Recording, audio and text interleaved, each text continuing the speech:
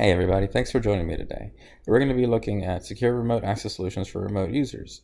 Specifically, we're just going to be looking at these solutions in general, why they're important, what kind of things have been coming up recently that have made them more prominent, and then we're also going to be looking at how AmZetta specifically tackles all of this, our solution, what our solution does, things like that. And then we're going to finish up with a quick little demo just to kind of see everything in action. So let's go ahead and let's jump right into it. So of course, we're going to start with why is a secure remote access important. So today's workplace has been modernized, and it kind of got pushed, into that because of COVID last year. But what it has done is it's given organizations the flexibility that they need in order to work from anywhere on any device, at any time. Users are able to use whatever device they want with all these BYOD policies. They can access all of their corporate resources remotely. But all of these things that are great for flexibility have brought about extra security measures that need to be thought about and need to be taken into place. Otherwise, we're going to see a lot of potential issues there, and we'll talk about those in just a second. But just to kind of gloss over everything real quick, remote work, it's going to expose your corporate resources to all of these unsecure networks as people log in from a Starbucks or from a hotel or whatever. Those networks are going to be unsecure, right? And so a bunch of security holes could potentially be there within those networks coming back into your corporate resources. BYOD policies that organizations have put into place, those are also going to have potential security holes. Those BYOD devices are going to be unmanaged by nature. And so, whereas before with corporate devices, you would make sure that the antivirus was up to date. You would do scans, regularly for any malware or anything like that. These unmanaged devices may or may not have that, but you have no control over that, right? So there's potential security holes from those devices as well. And another big thing, just from a flexibility standpoint, is just about everybody's using a SaaS app, at least one, right? Nowadays. So if you're using Office 365, if you're using something like Salesforce, you got some sort of collaboration suite like a Google Drive or a Slack or a OneDrive, something like that.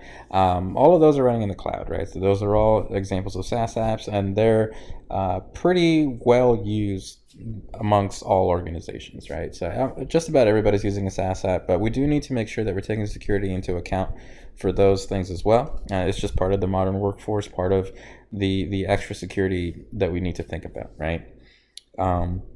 But just real quick, at the bottom here, you can see there was a survey done by PwC on remote work in the U.S. Out of those polled, 83% of those employers believe that the shift to remote work has been successful. So, everybody got pushed to all this remote work, but now organizations, a year and a half later, are starting to see that this remote work thing has potential, right? It has the potential to be successful. It has the potential to bring about more productivity in the organization, and so people want to continue on, right? So we just got to make sure that we're taking everything into account when we do deploy those solutions. And so, like I was saying, threats are on the rise, right?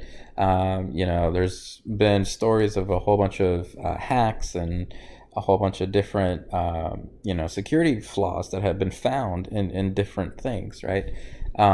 So the biggest thing is that these traditional security solutions just weren't built for the modern workforce, right? So, everybody's go-to for remote access is VPN, right? And, it works for what it needs to do, right? For people just on the off chance that need to log in, do something real quick, and then they're out, right? But VPN wasn't built for what the modern workforce has become. And so because it wasn't built for that, it can't really answer all of the questions that the new workforce brings about as far as security goes. And the main reason for that is that VPN is going to open up the entire network up to the internet when you establish a connection, right? So as soon as you log into your VPN, you have access to all the corporate network, right? The internal network. Anything on that network that you want, you can access, right? And so that's obviously a pretty big deal if the wrong person comes in, because now they have access to everything, right? Another big threat, like I was saying before, is these BYOD devices. They're unmanaged. So if one of your employees is bringing their iPad or their Chromebook or their Mac or whatever it may be, just a personal PC, and they don't keep up with the antivirus on it, and they get some sort of malware on there, and then they use that same device to then log into your corporate network. Well, now that virus can potentially go through that tunnel and get into your stuff, your corporate resources. So because they're unmanaged, you can't really do anything about that, right? So those are the big two as far as threats go. You can see here down at the bottom a security firm called FireEye.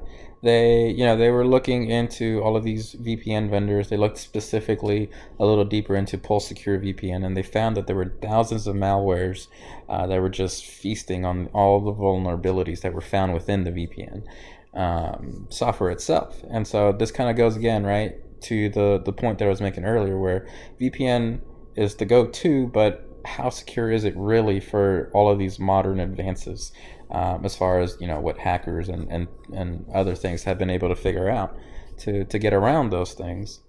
So we need something new, right? Something different. Now, aside from all the security talk, one other big thing that people want to take into consideration when they're looking at remote work is manageability, right? So we want to make sure that everything is easy to manage. We don't want to be taking even more time than we were before to keep these things up, to make sure everything's running properly, to make sure everything's set up properly, right? So these modern secure remote access solutions, they are built with that in mind, right? So they're built with that in mind for both the users, the end users, and the administrators, to make it as easy as possible for anybody using the solution, right? And so what this allows organizations to do is to focus on their employees and the overall productivity of the organization. So with this manageability being super simple, everybody can just focus on what they should be focusing on, bringing extra productivity to the organization, and just becoming more profitable in general, right? So like I said, there's been a simplification of this management for both users and administrators. So from a user standpoint, for example, they can log into their client. It could be a web client, it could be a mobile client, it could be a traditional client on Windows, Linux, Mac, things like that. But as soon as they log in, they have a single pane to all of their resources. They can see, any network shares that they need, any file shares, things like that. Any web servers that they need access to, if there's still some internal ones. Desktops, applications, SaaS applications. They can access whatever they need from a single pane. And as an added bonus to that, when they do establish that connection, individual tunnels are created to go to that specific application or that specific desktop individually. So the entire network's not open. We're only opening individual lanes to specific things that they require, right? That way they can't get into one place and then start manipulating into other parts of the corporate network, right? So from an administrative standpoint, we can do a lot of things a lot easier and a lot quicker, a lot more intuitive. So for example, we can set a whole bunch of different policies so that with those BYOD devices that are unmanaged, we have no control over that now. We can control when they try to log in if we do a quick scan on them and their antivirus isn't up to date, for example. We can block that connection. We can say, oh, buddy, you're not as secure as you need to be. You can't get in here, right? So we can do things like that. If there is some sort of issue that a user is having, we can easily have some sort of remote help for that, so that we don't have to have the employee come into the office or have to do something else that's crazy and just not intuitive for today's workforce, right? So wherever they may be, on whatever device they may have, we can easily debug whatever the issue may be. If it's as simple as the desktop is compromised, we can easily just delete that one VM, and then the pool just creates a new VM for the user to go on and use, right? And so then they continue to do their work, but they don't have to worry about whatever potential threat was there before, and among a bunch of other things, right? So we can see a lot of metrics. We can run specific things off of those metrics. So, if we're seeing latency or network dips or whatever, we can kind of start figuring out specifically where to look at, what to change to make sure everything's running optimally at all times, right? So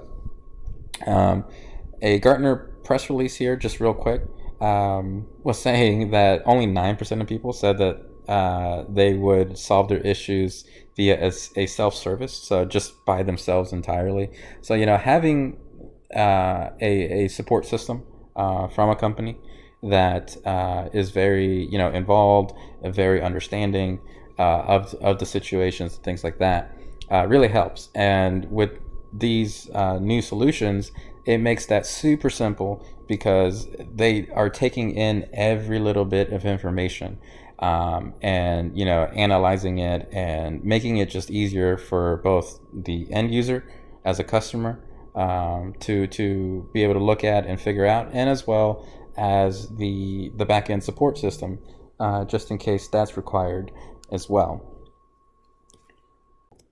So now let's look into how we here at AmZetta are handling all of these different things, and giving you the ability to have that modern remote access solution. So we're going to break this down into two parts. The first part is going to be what we call our Z Gateway, which is the actual gateway solution. And so what is Z Gateway, right? So it's going to enable you to have secure access to all of your corporate resources, your network services, your applications, any sort of desktops, like I was saying before, web servers, file servers, whatever it is, SaaS applications.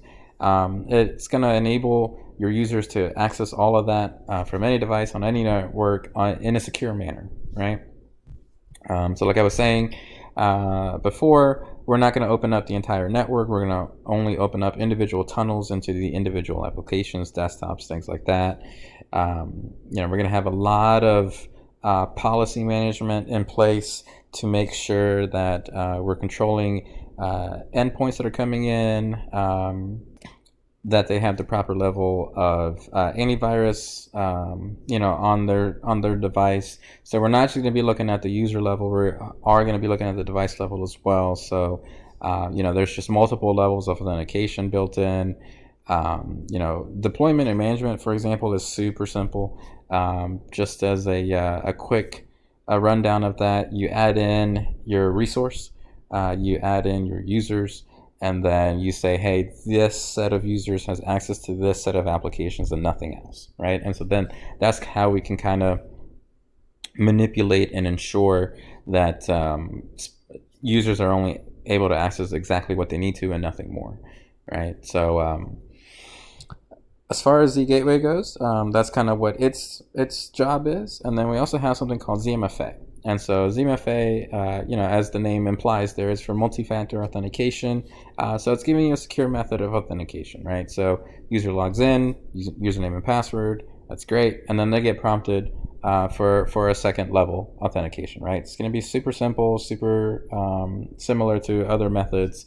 You can either get a text, an email, you can have a mobile token, things like that. But it'll give you, your 6-digit token that you put in. And then once you verify that, then you can get in, right? So aside from just the authentication though, we also have audits. So we're going to be logging everything, every little thing that the user is doing while they're logged in. So any application, any desktop, anything that they're accessing, we'll be able to see that. We'll be able to see for how long they've been in, how long they've been active as opposed to inactive.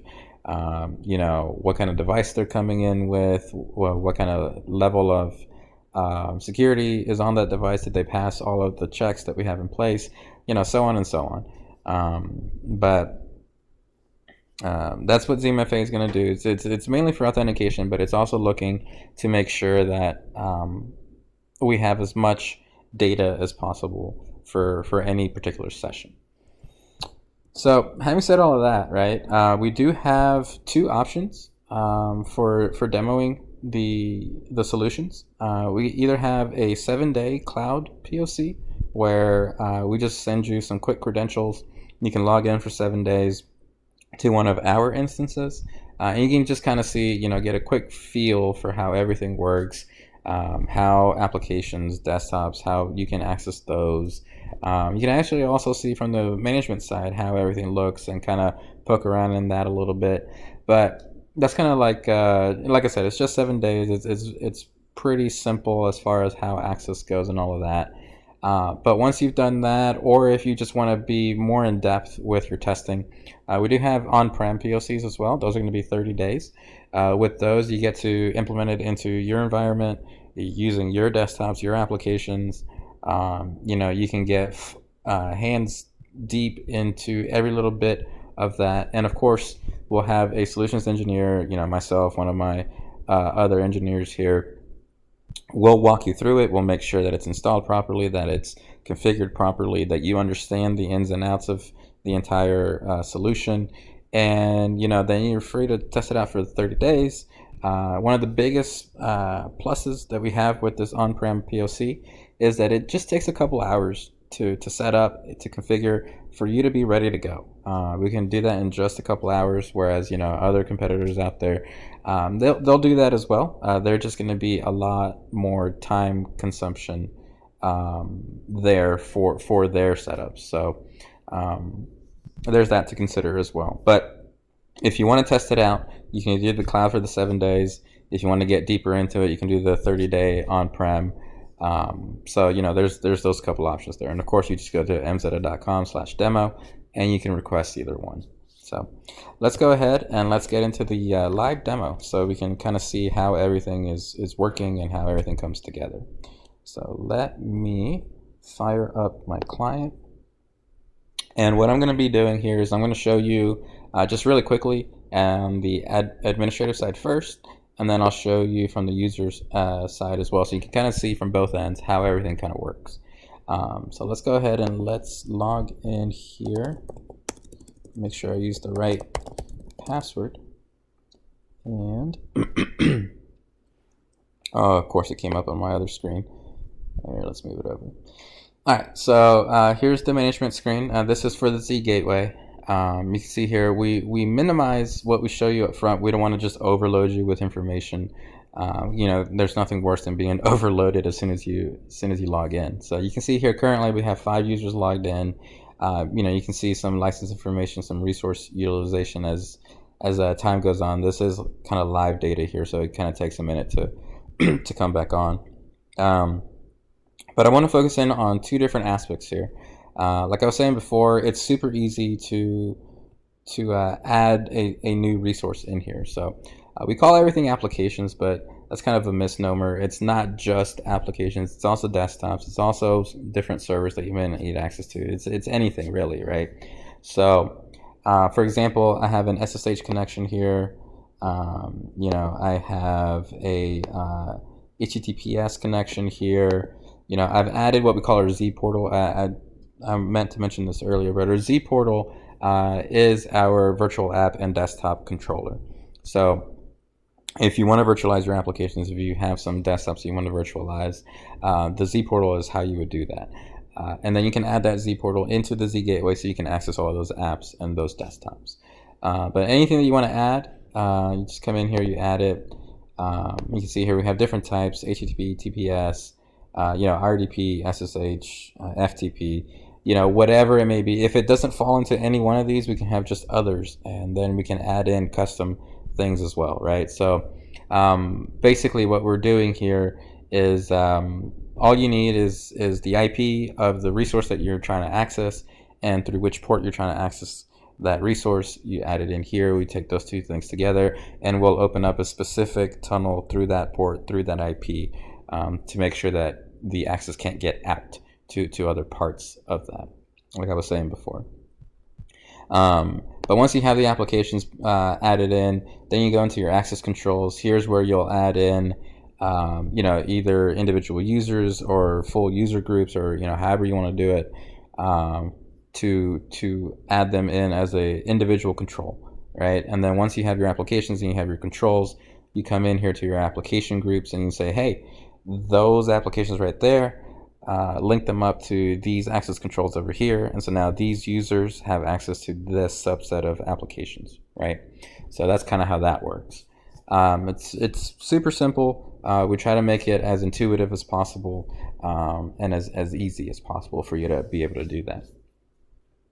Aside from that, one of the other big things I do want to talk about is our ZMFA, right? So how does that actually work? So I'm going to just go ahead and modify this one. You can see I already have a policy in here. But really quick overview on this. You can choose which users, or again, user groups, that you want to have under a particular policy. So you can see here, I've added just myself to this policy. But I've already enabled it. And you can see here, I'm going to be doing the mobile token. So like I was saying before, we have email tokens, we have text tokens that we can send out, or we can do the mobile token. So with the mobile token, you'll use an authentication app, kind of like a Google Authenticator as an example. That's what I'm going to be using here in my example. But we can tie into these authentication apps that are already out there, and to be able to give you those tokens for you to use. But aside from that, it's super simple. Like I said, you just choose the users, choose the type of token that you want sent out, and you're up and running, right? So obviously, if you want to see more of the management side, the administrative side here, we can get into one of those POCs and take a closer look. But for now, I'm going to go ahead and I'm going to log out of here. And now I'm going to show you two different ways that we can access these resources from a user perspective. So we have a web client, which we call zBrowse, which looks like this. And I'll go ahead and start logging in here. And you can see here, I've been prompted now for my mobile token. So let me fire up my Google Authenticator real quick and get my token. So that's 827. All right. So now I add that in, and boom, I'm in, and I can see all my my resources here, right? So the great thing about our zBrowse is that it runs in a web browser, right? So it doesn't matter what device you have. It doesn't matter if it's Windows, Linux, Mac, if it's iOS, if it's Android, if it's running on a Chromebook, right?